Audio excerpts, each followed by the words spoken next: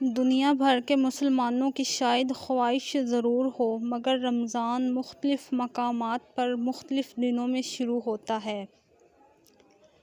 سوال یہ ہے کہ اس کی وجوہات کیا ہیں اور کیا کوئی مسلم کیلنڈر میں اس طرح ممکن ہے؟ اسلامی مہینوں اور تہواروں کا تعلق قمری تاریخ سے ہوتا ہے اور مسلم ممالک میں ہر جانب کچھ فرق کے ساتھ کیلنڈر جاری کیا جاتا ہے جس میں مسلسل تبدیلی بھی آتی رہتی ہے۔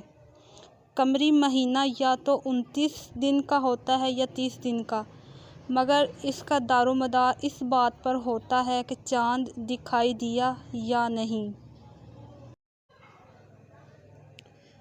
زیادہ تر مسلم ممالک میں باقاعدہ انتظامی ادارے موجود ہیں جن کا کام چاند دیکھنے کا ہے تاکہ نئے قمری مہینے کا اعلان کیا جا سکے۔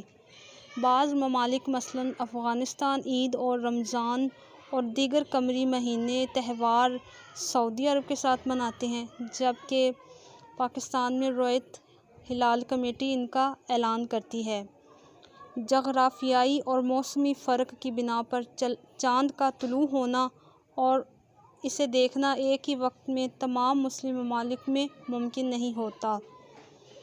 یہی وجہ ہے کہ مختلف مسلم ممالک سے تعلق رکھنے والے مسلمان کئی تہوار ایک ساتھ نہیں منا سکتے۔